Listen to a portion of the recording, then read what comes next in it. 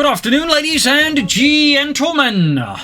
Welcome to an exciting, innovating, and amazing Propagandacast with me, your host, Pearl Dane, the one, the only master propaganda hero, psych defender of the fatherland, off here to glorious 1v1 on road to Tunis. And these that is Aimstrong, yes, the one and only Aimstrong here, fighting for the German army, the Fallschirmjaegers, with Luftwaffe and immediate Fallschirmjaegers pair drop there in the west. It is Kobal fighting for the British Army of the Commonwealth. The 7th Armoured Division, the Desert Rats. Ground points of the Pioneer. Fallschirmjaegers northwards here. We'll have to see what else we get here from Mr. Aimstrong, a veteran player, mostly known from Companies 1 actually. Didn't seem to get so much effort in Companies 2, but seems to be back here with vengeance in Companies 3. In fact, I'm noticing a lot of veteran players are a lot of excited for Companies 3. I'm certainly one of them as well. But anyway, it's going to be here for Aimstrong. We got the Fallschirmjaegers heading northwards. Also, a big thanks to Iron Fist for donating to support the Propagandacast with his hard-earned money. Big thanks to you, and of course, a big thanks to the patrons and supporters who keep the Propagandacast possible as well. So, bit busy with the Pioneer by the munitions point here south of this building here. North here, Fallschirmjaegers advancing, and we got the Grenadier Squad here for Aimstrong and the Fallschirmjaegers, which is the only Fallschirmjaeger unit to really fight in North Africa and Tunisia. Fun fact, if I remember correctly, otherwise the premier units there to fight there in terms of airborne units were actually Italian ones. But they did quite a good job. Hopefully we actually get Italian paratroopers as well in Companies 3. It would be a real shame if we didn't. Real shame. So, Sandbags around the centre from the Pioneer.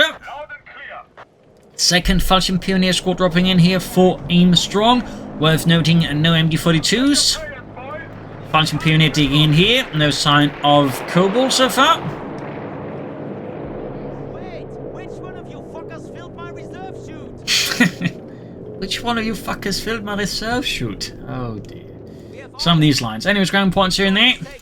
We need orders. Sappers advancing right to the Fallschirmjaeger. And then Sappers quickly hightailing out of there. Unsurprisingly, not keen on being shot at by elite German airborne pioneers. Around northern parts there, Grenadier setting up as well there. Nothing further in the base of Aimstrong. Pioneers probably enter the building. He's probably trying to keep an eye out there as to what Kobal might be up to. I mean, besides that sort of bit of skirmishing up north, there really hasn't been much sign of Kobal, so he's clearly just basic ground points in. There you go. Right there as he pops out the building. The section appears here. Laying down mines here at the entrance. Interesting. We got the saps around to the Fallschirmjaeger. Steadily mounting there with the Sten guns.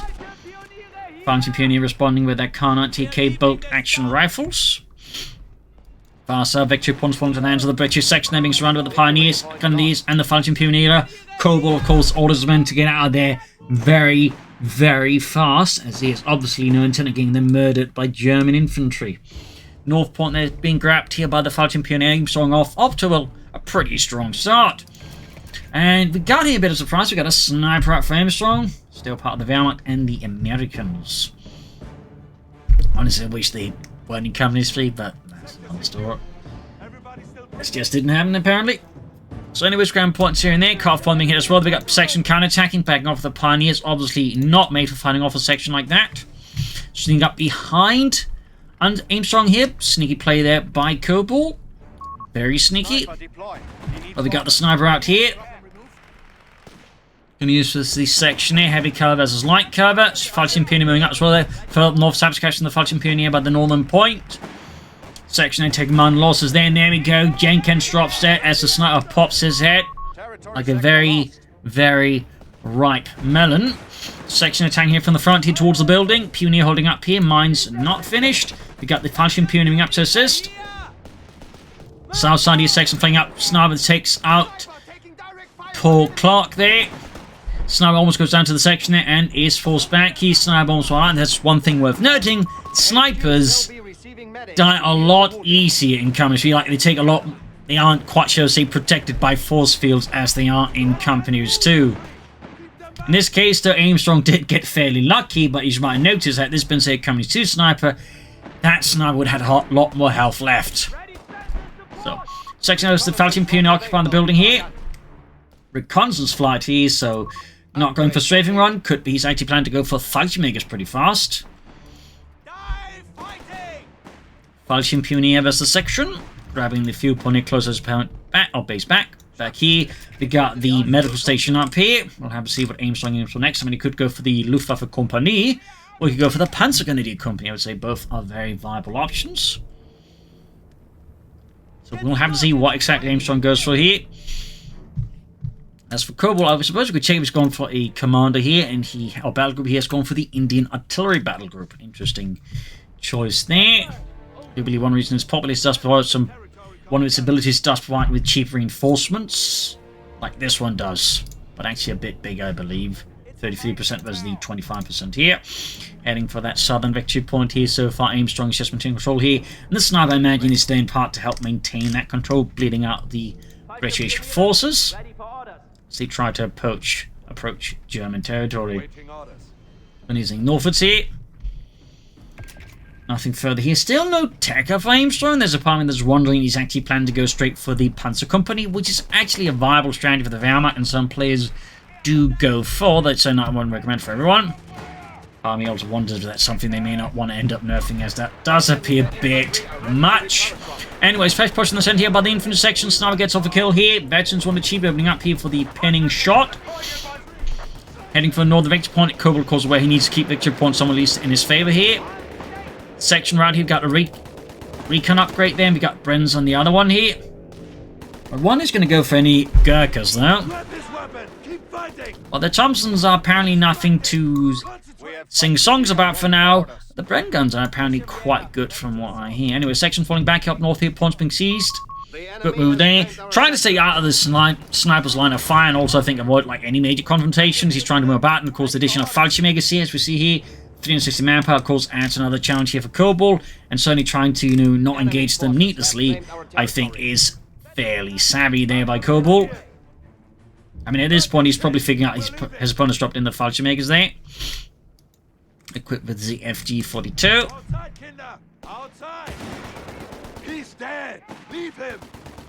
Bit of skirmishing close to the base, and then we got another aggressive flank here by Kobal. He's really looking to get behind Aimstrong Cunts and hit that fuel point right out of the base. So that's pretty bold here, actually, pretty bold. Sniper scores another kill here. Fallschirmjaegers is the recon section here, or recce section.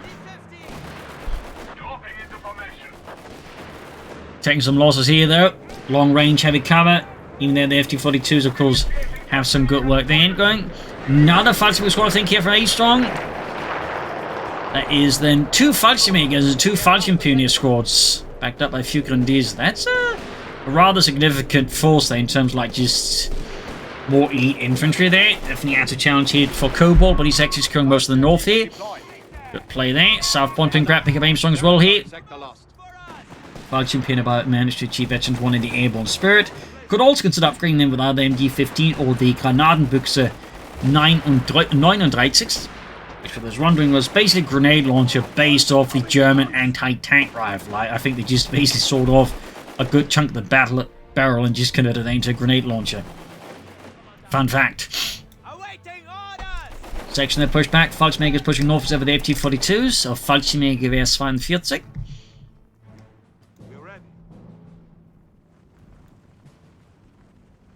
Neat weapon, but would eventually just emerge Fallschirmjäger squads as they serve more and more as elite infantry, just replaced by MG-42s. And later on, I think they'd also be equipped with stuff like, Sturmgewehrs. And some of them are actually just more enterprising and just secure themselves a lot of Sten guns. North here, the section versus Fallschirmjägers. Not exactly a great position there. We got more arriving here as well. And we got the Gunners flanking the other side. I think this is a good time for Kobal to hit the retreat button. Looks like he's very much with the same mind there. Get his men out of there. Hopefully before they get turned into Swiss cheese here. Fallschirmjäger caught it with the recce section then. Center their ground points. So push forward to the sappers. We got mines here at the entrance. There we go. Goes off. Thomas there blows his face clean off. Got sections to the Pioneer here. Pioneer already low on health here. Sniper out here for Aimstrong, the previous one, and being murdered there. And yeah, I think at this point he's clearly going here for the Panzer Company there. Probably also another reason you've realised on the Fallschirmjaegers, because they do in a sense allow him to just escape there, because they're going to use them as elite infantry. They also have access to Panzerfaust, so that way he's also not punished for not having, you know, Gandisi get their Panzerfaust either, so... Interesting choices there by Aimstrong, interesting choices. Certainly a bold strategy in a lot of regards. We also get one Fallschirm Pioneer squad equipped with the MG-15. Sector now under enemy control. And using from north here, towards the northern victory point, which of course Kobal is frantically trying to get his hands on. Victory point is under enemy control. Sniper there scores a kill. Then being grabbed here by the Fallschirm Pioneer. There we go, quick secured. No Panzer Company yet, and not much sign otherwise from the battle group yet either. Machine gun bunker here catches the section out in the open. Sniper could of course get another kill here. And there we go, forced retreat, almost wiped out in fact. There's a good chance it gets wiped. It's in all these, you know, FT-42s here and the other rifles, and there we go. Wiped then Kobal section, bit of loss there for the Desert Rat in the face of the advancing German army. The Fallschirmbrigade Remke. Grabbing the northern munitions point here. Victory point as well here. So far, Aimstrong also has managed to amass a pretty significant victory point lead over Kobal, 497 versus 236. And Kobal there, of course, has now learned to very much fear the Fallschirmjaegers. Section up around the building here. Fallschirm Pioneer Marine, but of course are being backed by Fallschirmjaegers, who also have access to breach. There's actually a lot of calling infantry that actually access to breach here, so that is an interesting addition they do have. And certainly further highlights their elite nature.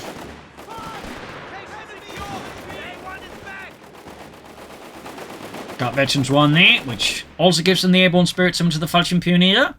Interesting little element in their basic shows they connected by that. They do also have access to concealment or ambush, which obviously makes them even better. Fallschirm or Sappers, they almost catch the sniper that wipes them out. Close call. Far up north here, that we can see the Aimstrong seeing from north fuel point right next to opponent's base. And another wipe here, though, on Kobal. I think we're actually trying to hit the fuel point again behind him, but with that many Fallschirmjaegers, for example, it does become significantly more risky for Kobal to enact, you know, these kind of deep flanks here without significant more firepower. It's also worth noting, I think Kobal is probably also trying to store for a big tank himself, or more likely a Crusader tank, not quite as big, because we haven't seen like any armoured cars out of him, like no Humbers, no Tempest Stewards. He's just, I imagine, you know, thinking, I want Crusaders to counter this, because he's probably figured out that Aimstrong himself is trying to push for a Panzer IV here. Fallschirmbrigade Remke getting support there from a nearby Panzer Division, maybe the 21st, maybe the Hammond Göring, who knows? That definitely seems some armoured support there. Reinforcements healing back to the base here for Aimstrong. Kobal advancing swiftly here for King and Country. Sniper setting out again. And there you go, Panzer IV there for Aimstrong. Also could consider like infantry reserves. He could go for the Luftwaffe combat group. We'll have to see what exactly he intends to do there. And that sounds like something going on there. I'm not entirely sure. Probably a flare though from the recce sections. As besides getting some improved rifles, they do also get a flare ability there. On barrage ability as well there. Bit of flamethrower fire there. Quick push back the raid section in the south here. Section is the Fallschirmjaegers.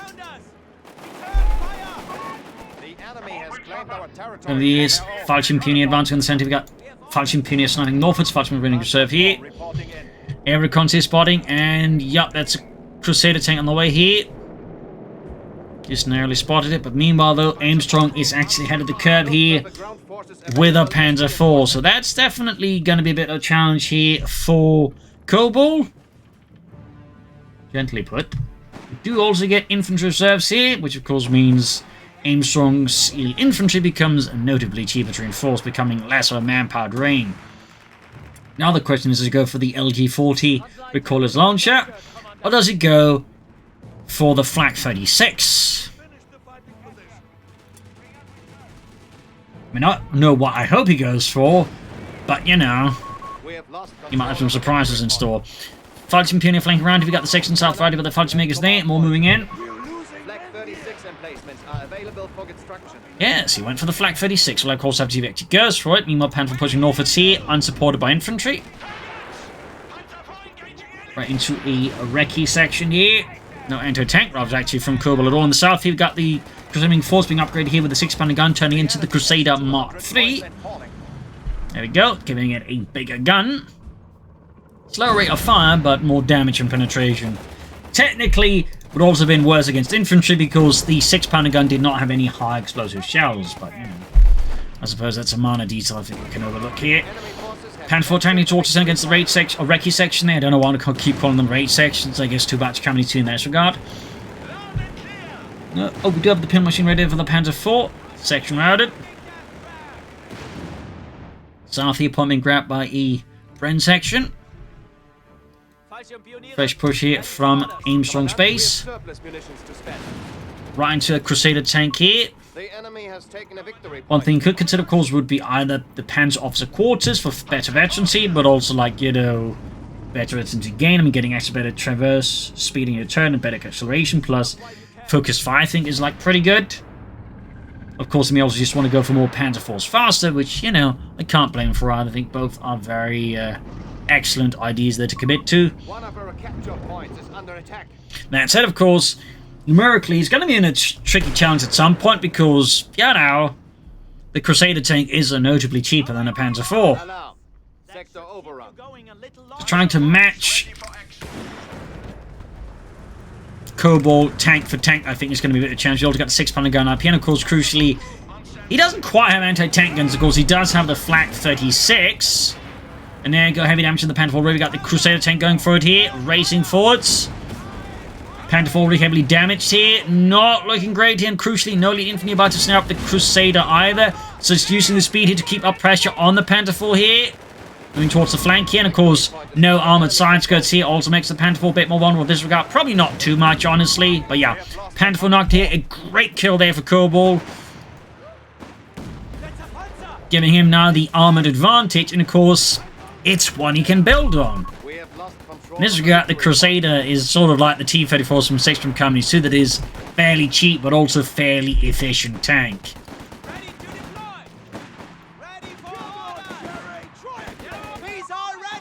So this is where things get a bit dicey for Aimstrong. He's going for another Panther IV here.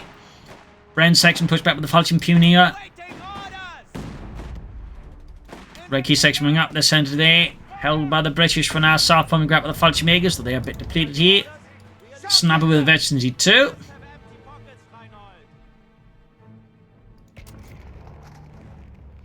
Panther IV there, almost done. Got those Fallschirmjägers advancing.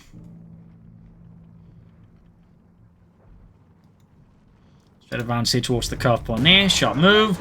And there you go, Crusader tank racing forwards here. Mark II being upgraded to Mark III as well there.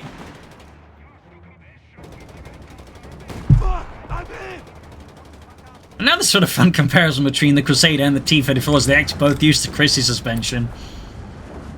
I believe the British went a long way to try and, you know, stabilise the tank's gun a bit to make up for the fact it was just a very bumpy run with the Christie suspension on our way there.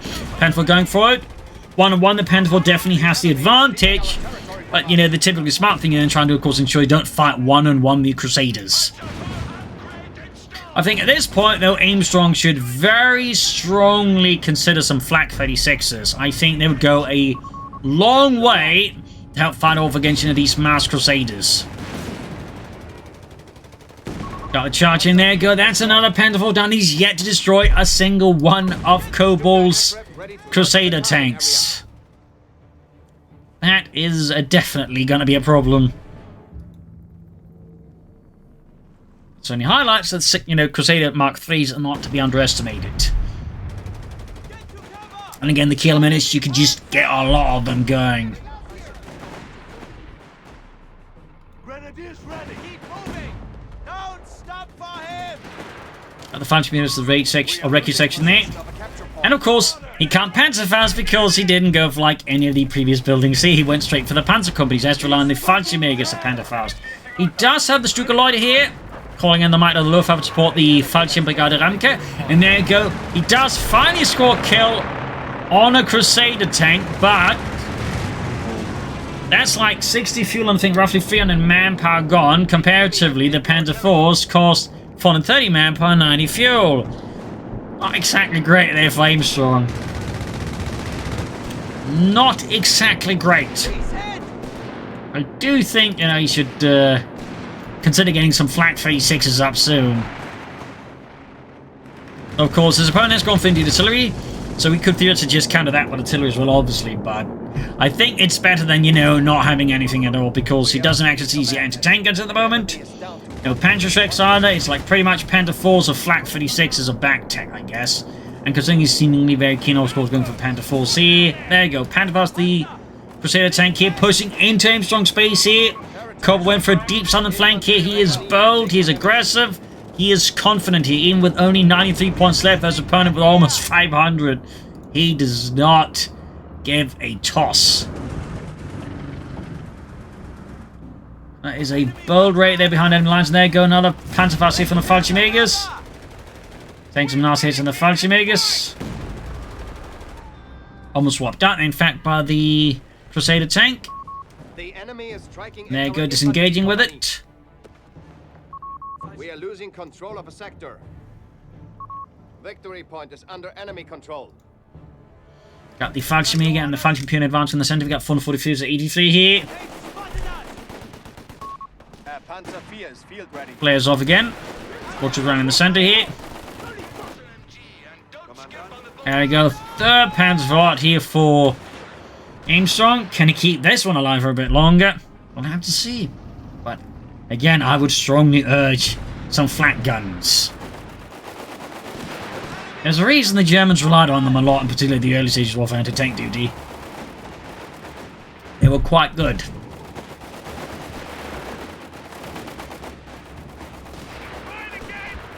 Fun fact, the first place they really know that was during the Spanish Civil War, where they started testing them out there. Suffice to say, though, considering those tanks back then early were very lightly armored, there were not much left, apparently, from what I heard, of the tanks that got hit by it. But anyways, Crusaders, they're engaging the Panther 4s here. Another one being upgraded to the Crusader Mark III. Fallschirmjäger here, or Fallschirmjäger's been caught up with the Sappers and the Crusader tank here. Quick assault on a wipe here for Aimstrong. Low on health here. Panther engaging. Fallschirmjägers, Fallschirmjäger occupying the building here, looking denied here to his opponent.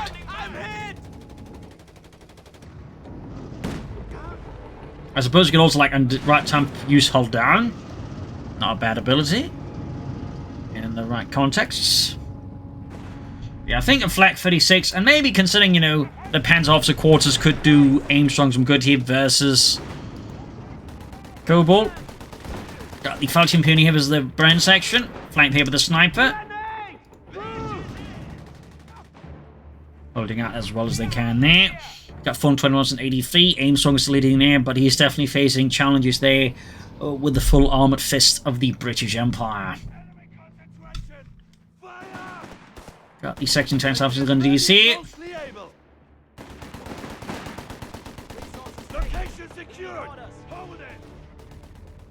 Section on the centre here.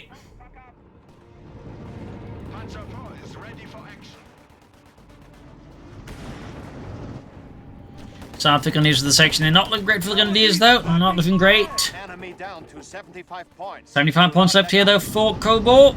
Crusader there is going for the Panther 4. Got the Fallschirmjägers, the Fallschirmjägers moving forwards. Panther 4 already down to half health here.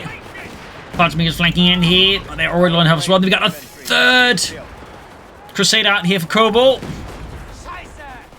Like, he's just building on that advantage he's got in terms of, like, tank numbers. Very smartly, of course, here. Very smartly. And the Grenadiers in the south got a wipe, leaving just Aimstrong now pretty much with just Fallschirmjägers, Fallschirmjäger, and a sniper. The adversary is trying to take one of our points. And the Crusader tanks are just giving him an absolute headache. He still has reasonable map control. But at this point, this map control is really starting to, like, just vanish. And the face is just the sheer numbers here of tanks that Kobal is employing against him. Handful shoots, misses, but the Crusader does not. South here, we got the Falcon flank against the section there, going for that victory point. Yes, this is just like Crete! Scheiße, this is just like Crete! Or Crete, I guess, would be in German, actually, yeah. My mistake. Anyways, Falcon's about to get wiped out here. Bit bold, but yeah, like Crete, heavy losses, and unlike Crete, looks like he didn't get a point anyways. Sniper keeps coming away. They're very close to the east level, and he's actually managed to get out another Panther 4. Meaning he's actually got 2 tanks now versus his opponent's 3. That does bode well here for Aimstrong, particularly again, he were to upgrade them. And we also got air support called in here, leading in hard there for the fatherland. Could this be the counterattack here that Aimstrong's been waiting for? Where he breaks the back of Kobal like it's made out of really thin pasta. Gets straight into a snare there, plus running into tank gun here. Quite a blow there to him. Crusaders are going for the Panther 4, heavily damages this. Almost got a Crusader tank here.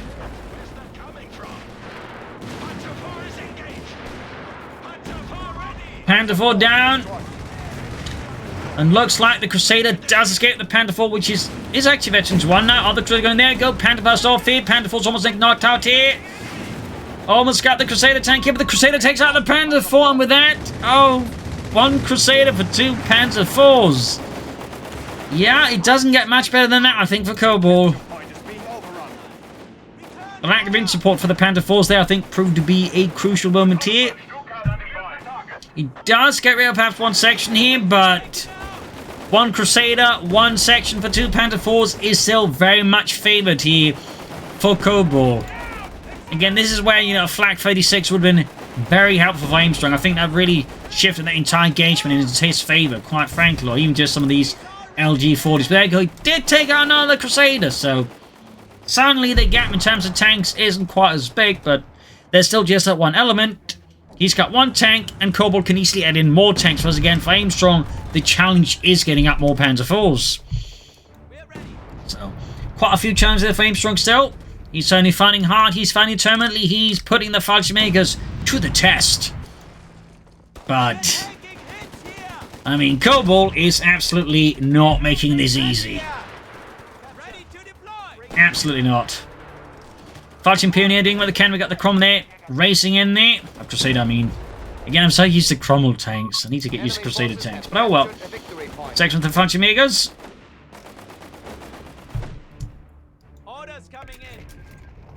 Nothing further here for Aimstrong. He's closing in another Panther 4 again.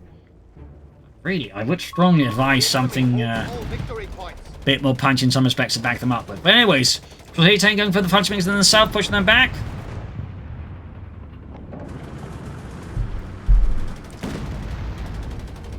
Fallschirmjaegers routed here, crashing through someone's meticulously laid down stone walls there. 36 versus 50. Fallschirm attack northwards, backed up here by the sniper. Very, very close to the east level. Sappers there being caught in a pretty bad position. Specifically out in the open. And we can see that Kobal is very quick to withdraw them here in the face of advancing Fallschirmjaegers, including 1 at Veteran 2, meaning that one really packs a punch. Really should not take the Fallschirmjaegers lightly. They are some pretty elite infantry, even though there's like only 4 men of them. And there you go, another Panther of Aimstrong and the German army.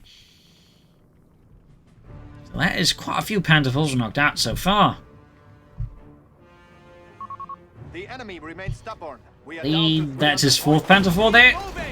Don't stop for him. Fallschirm is in trouble. There we got 2 Crusader tanks striking again. And again, Crusader Mark 3s. And another Fallschirm squad bites the dust. Another blow here to the Fallschirmbrigade Ramke. Inflicted by Monte's boys. Another Panther 4 was done here.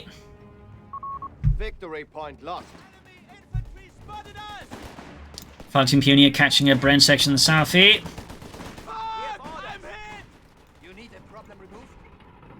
I really think he should go for Flak 36. Fallschirm Pioneer caught up with the Crusader tank here. Up north here, fighting here over the northern victory point here. Fallschirmjaegers was the Brent section there. That's it, no covers as heavy cover. Rifle grenade off here, and forces retreat here in the south here. Fighting going on between there. Kobal and Aimstrong. Tanks once more clashing here. Fallschirm Pioneer about to utterly be evaporated here by Kobal's Crusader force. Our front line fails. 250 points remain for us. Not exactly a stunning engagement of Aimstrong. I think crucial also Kobal has just been very smart and high engaged with the tanks. This is Aimstrong really playing to the strengths of the Crusader tanks here. Compared to, I feel like Aimstrong's been starting to like gain, you know, any advantage out of his Panther force in comparison.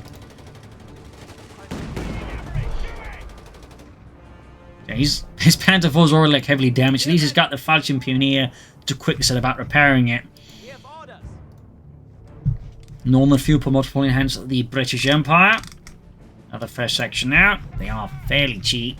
At 260 manpower, I think they are one of the cheapest mainline infantry squads out of the faction. 200 points remain. We are losing our grasp.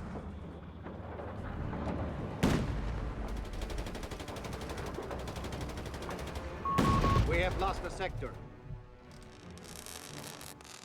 Fix up the Panzer IV.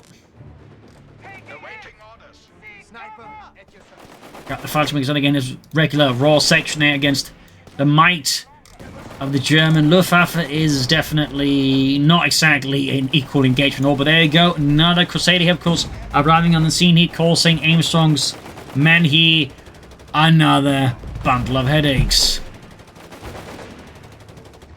It's tough going here for Aimstrong and the Fallschirmjaegers. They are so close, but Kobal is just putting up such fierce resistance that it's definitely become tough. And there you go. Finally, you got a Flak 36 going up here for Aimstrong with the question. Oh, he didn't even get the Panther fixed up, so the Crusader tank attacks Russian infantry. We got air support here. And the Luftwaffe misses. The Crusader makes a sharp turn, dodging the aircraft right at the right time. Sniper tagged up with the Crusader tank. He's got the Flak 36 ready, but Enemy forces have claimed our territory.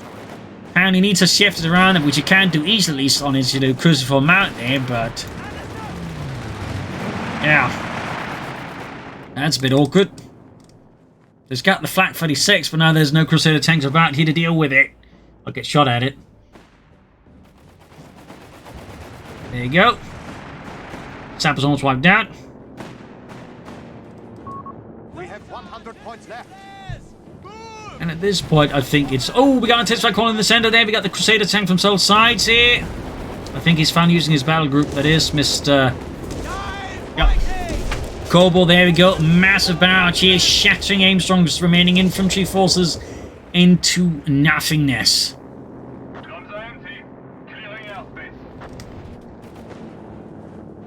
At this point, I think it is very much GG. Yeah, he's given up there, so he's probably just trying to take out to see if this can fire through the building there. Takes a bit of a while for them to talk it through, though, so spoiler alert warning, it can't. But anyways, there you go. I thought that was a pretty neat fight here with some heavy emphasis on the Fallschirmjaegers and the Fallschirmjäger from Aimstrong, and then a Panzer IV rush strategy. Though again, as we can see, had a bit of weakness, particularly up against the British. They decide, you know what, I can rush my tanks out, and I can get more than you. So I do think Aimstrong had some chances. Maybe if he had either gone for this, and then of course gone for them faster, gone for those Flak 36s sooner, I think that would have helped Aimstrong. There was also some crucial engagement, but I feel like he just got sort of suckered into, like, you know, all the guns for Kobal and lost out. I feel like I got a bit too focused on the center and forgot about the rest of the map, which also benefited Kobal there. I do also think, though, in respect, that Kobal could have, you know, on return, maybe used his battle group a bit more against some broadcasts, maybe with the light machines could also have been quite helpful there. Either way, though, I'd say that was a pretty riveting fight there, and we even got to see the Flak 36, even if it, you know, didn't really get to shoot at anything. At least, you know, it's there. So, hope you enjoyed this match. Hope you learned something from it. If you did, you know, feel free to subscribe to the channel, comment, like, share, subscribe, all that. Consider doing support the Propagandacast and its glorious war effort. Links in the description. You can also consider pre-ordering, but, you know, subscribing to our Patreon. Or if you're sort of looking at this game thinking, yeah, this looks pretty cool, you can buy the game by linking in comments, or just go to the official webpage and use the code STUG3G as written in the comment, and I get a 15% cut of the sale there. So that's a great way to both get the game and support me. So either way, thank you all for joining in. You're all a wonderful audience. I hope to see you all tomorrow again for another episode. Bye.